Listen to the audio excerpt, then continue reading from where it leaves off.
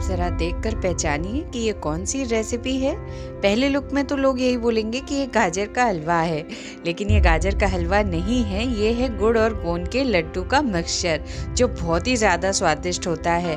ये जितना ज़्यादा स्वादिष्ट है उतना ही ज़्यादा गुणों से भरा हुआ है, और सर्दियों में तो ये लड्डू बिल्कुल वरदान की तरह होते हैं। हेलो एवरीवन, मैं हूँ पिंकी और मेरे चैनल क्लासिक क्रिएटिविटी पर आप सबका स्वागत है। जैसा कि मैंने बताया, आज हम बनाएंगे गुड़ और गोंद के लड्डू। ये बहुत ही ज़्यादा हेल्दी लड्डू होते हैं।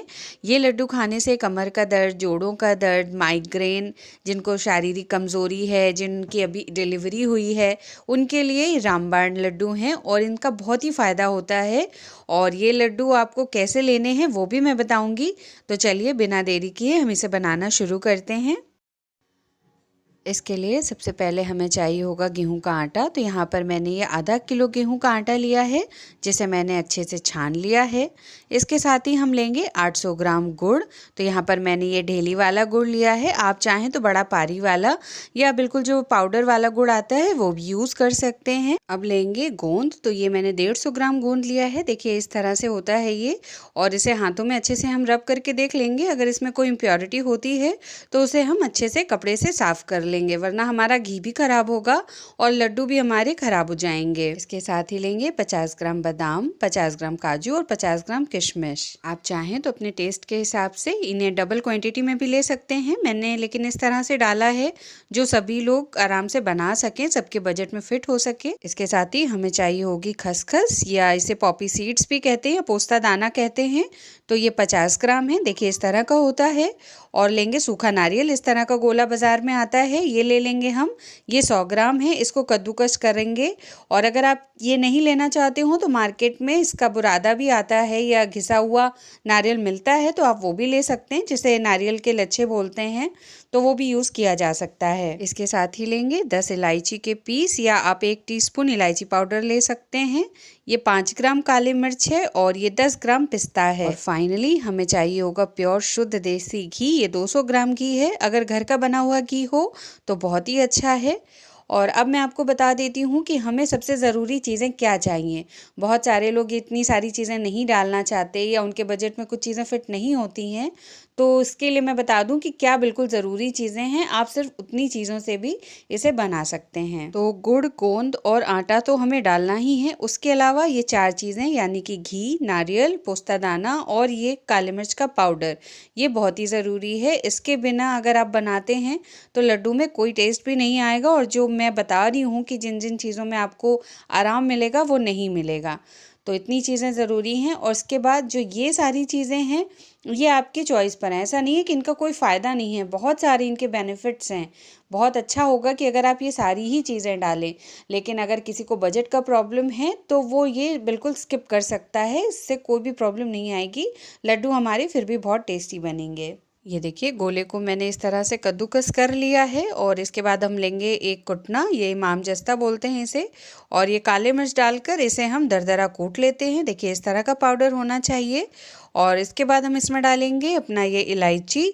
तो इसे हम छिलके के साथ ही कूटेंगे, क्योंकि छिलके में भी बहुत सारी अच्छी प्रॉपर्टीज़ होती हैं, और फ्लेवर जो होता है दानों से ज़्यादा इलायची में होता है। लड्डू बनाने के लिए मैंने ये कढ़ाई ली है। आप भी इसी तरह की बड़ी कढ़ाई का ही इस्तेमाल करें, क्योंकि हम इसी कढ़ाई में अपनी सारी चीज़ें डालने वाले हैं। तो सबसे पहले हम इसमें डालेंगे नारियल। फ्लेम हमारी लो टू मीडियम रहेगी, और इसी फ्लेम पर हमें सारा काम करना होगा। और इसे गोल्डन रेड होने तक हमें भून लेना है अच्छे से। तो ये देखिए नारियल अच्छे से भुन गया है, इसे निकाल लेते हैं। और इसके बाद अब हम इसमें डाल देंगे पॉपी सीड्स, यानी कि पोस्ता दाना, और इसे भी हल्का सा भूरा होने तक हमें पकाना है। देखिए इस तरह से उछलने लगते हैं, बस तब तक ही हमें पकाना है। बस 2 से 3 मिनट लगता है इन चीज़ों को भुनने में। अब हम कढ़ाई में डालेंगे घी। तो जितना घी हमने लिया था उसमें से आधा घी अभी हम डाल देते हैं, फिर जैसे जैसे ज़रूरत होगी वो हम डालते जाएंगे। और जैसे हमारा घी हल्का सा गर्म होता है, इसमें हम थोड़े थोड़े करके गोंद डालेंगे। इस तरह से हमको डालना है, फैलाते हुए ऐसे, और इसे चलाते हुए हम पकाएंगे ताकि आपस में चिपके नहीं। और ध्यान देने वाली बात है कि स्लो फ्लेम पर ही आपको इसे ऐसे चलाते हुए पकाना है, ताकि ये अंदर तक अच्छे से फूल सके। और घी का टेम्परेचर भी बिल्कुल हल्का ही होना चाहिए। तो ये देखिए अच्छे से हमारा गोंद फूल चुका है, और एक एक दाना बिल्कुल अच्छे से अलग हो गया है। तो अब हम इसे बाहर निकाल लेते हैं। और ये देखिए इस तरह से फूला है। तो अब हम इसे चेक करेंगे। हल्का सा ठंडा होने के बाद हम इसे ऐसे हाथों से क्रश करेंगे, मसलेंगे। तो ये देखिए बिल्कुल अच्छे से पाउडर हो रहा है। इसका मतलब है ये अच्छे से पक गया है। तो बस इसी तरह से हम सारे गोंद को फ्राई कर लेते हैं। अब हम इसमें डाल देंगे बादाम और ये काजू, और इन्हें भी बिल्कुल हल्का गुलाबी होने तक हमें भून लेना है। ब्राउन नहीं करेंगे वरना इसमें एक कड़वाहट आ जाएगी। ये दोनों भी हमारे अच्छे से फ्राई हो गए हैं, तो इन्हें भी हम बाहर निकाल लेते हैं। और अब इसकी में हम डालेंगे किशमिश, और इन्हें भी अच्छे से हम भून लेते हैं। ये देखिए इस तरह से फूल जाती हैं, तो बस इतना ही हमें इसे पकाना है। अब हम इसमें डाल देंगे इलायची, और इसके साथ ही डाल देंगे आटा, और मीडियम फ्लेम पर हम इसे लाइट ब्राउन होने तक भूनेंगे। जैसे हम पंजीरी भूनते हैं ना, बिल्कुल उसी तरह से हमें इसे भूनना है। और लगातार चलाते रहेंगे, इसे छोड़ेंगे नहीं वरना ये नीचे जल सकता है। आटा हमारा अच्छे से भुन गया है और इससे बहुत ही अच्छी खुशबू आ रही है।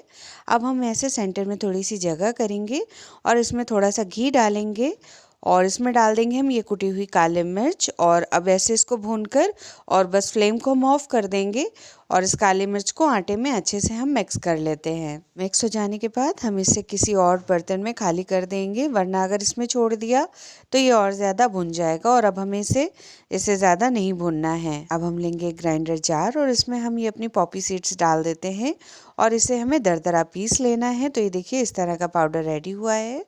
और इसके साथ ही अब इसी में हम डाल देंगे अपने ये काजू और बादाम, और इसे अच्छे से हम ग्राइंड कर लेते हैं। ये भी अच्छे से हमारे ग्राइंड हो गए हैं। देखिए बिल्कुल दरदरा सा पाउडर चाहिए हमें, तो इसे हम साइड में रख देते हैं। और इसी तरह से हम अपने ये नारियल को भी अच्छे से ग्राइंड कर लेंगे। अब हम लेंगे गोंद, और इस तरह की कोई प्लेट या कटोरी आप ले सकते हैं, और इस तरह से दबाते हुए हम इसका पाउडर करेंगे। इसे हमें मिक्सी में नहीं चलाना है। अगर हम इसे मिक्सी में चलाएंगे तो ये सारा एक साथ चिपक जाएगा। इसे हमें हाथ से ही पाउडर करना है। और ये देखिए इस तरह का पाउडर रेडी हो जाता है। अब हम लेंगे वही कढ़ाई जिसमें हमने सारा काम किया था। इसे मैंने आटा खाली करने के बाद कपड़े से पोंछ लिया है। और अब हम इसमें डाल देंगे ये गुड़। इसे मैंने छोटे टुकड़ों में काट लिया है, और इसके साथ ही मैंने इसमें लगभग 100 ml पानी डाला है। और एक बार इसे अच्छे से मिक्स कर देते हैं, और मीडियम फ्लेम पर हम इस गुड़ को पकाएंगे। तो जैसे ही हमारा गुड़ पिघलता है तो ये साइड से देखिए इसमें फेना आने लगता है। और अब इस गुड़ में हमें एक बॉईल लाना है, और जैसे इसमें एक बॉईल आता है हम गैस को ऑफ कर देंगे। और सबसे पहले हम इसमें डालेंगे आटा, उसके बाद ये सारी चीज़ें जो हमने ग्राइंड करके रखी थी, पोस्ता दाना, काजू, बादाम और ये नारियल और ये किशमिश, ये सारी चीज़ें भी हम डाल देते हैं। और अब हम डालेंगे इसमें ये गोंद जो हमने क्रश करके रखा है, और फाइनली इसमें डालेंगे पिस्ता। इसे मैंने इस तरह से छोटे छोटे पतले टुकड़ों में काट लिया है, और इन सभी चीज़ों को हम गुड़ में अच्छे से मिक्स कर देते हैं। बहुत ही आराम से करेंगे क्योंकि गुड़ इस वक्त काफ़ी गर्म होता है, तो बहुत ही आराम से करना है। तो देखिए ये अच्छे से मिक्स हो गया है, और अब जितना भी ये घी हमारे पास बचा है ना, वो भी हम इसमें मिक्स कर लेते हैं। अगर नहीं बचा है घी तो अलग से डालने की कोई ज़रूरत नहीं है, लेकिन अगर जो बच जाता है तो वो इस तरह से हम इसमें मिक्स कर लेंगे। अब आप देख रहे होंगे कि मिक्स करते करते ये थोड़ा सा गाढ़ा हो गया है अच्छे से, और इसे अब हम बस थोड़ा सा ठंडा कर लेंगे कि बस ये हाथ से छूने लायक हो जाए, इतना हमें इसे ठंडा करना है। तो ये देखिए लगभग 10 मिनट बाद ये छूने लायक हो गया है, और अब इस तरह से हम इसके लड्डू बनाएंगे। तो ये देखिए बिल्कुल इसी तरह से हम बना लेंगे। साइज़ आप अपने अकॉर्डिंग कर सकते हैं। मैंने मीडियम साइज़ के लड्डू बनाए हैं, बहुत बड़े भी नहीं हैं और बहुत छोटे भी नहीं हैं। तो इसी तरह से हम बनाएंगे। तो एक और मैं आपको बनाकर दिखाती हूँ। अगर आपको आज का वीडियो पसंद आया हो तो प्लीज़ इसे ज़रूर लाइक करें, शेयर करें, चैनल को सब्सक्राइब करें, बेल बटन ज़रूर दबाएं, जिससे आपको आने वाले वीडियोस के नोटिफिकेशन मिलते रहें। और कोई रेसिपी अगर आप चाहते हैं कि मैं आपके लिए शेयर करूँ तो कमेंट सेक्शन में बताइएगा, मैं ज़रूर शेयर करूँगी। अब अगर आप इससे इलायची के छिलके निकालना चाहते हैं तो लड्डू बनाते वक्त ये ऐसे सामने आ जाते हैं, तो आप इन्हें हटा सकते हैं। और इस तरह से हम लड्डू इसे बना लेंगे। तो ये देखिए मैंने सारे लड्डू बना लिए हैं, और इतने मिश्रण से ये मेरे 73 लड्डू बनकर रेडी हुए हैं। तो अगर आप साइज़ बड़े करते हैं फिर भी आपके 50 लड्डू आराम से बन जाएंगे। अब इन्हें हमें लेना कैसे है, तो इससे आप या तो सुबह ले सकते हैं नाश्ते में 1 लड्डू और 1 गिलास दूध, यानी कि 200 ml दूध लेना है आपको। और अगर आप नाश्ते में नहीं ले सकते हैं तो आप इसे रात में ले सकते हैं, खाने के बाद लेना है और सोने के आधे घंटे पहले। तो अगर आप इसे लेते हैं दूध के साथ रोज़ 1 लड्डू, और एटलीस्ट आपको 10 दिन तो इसे खाना ही है।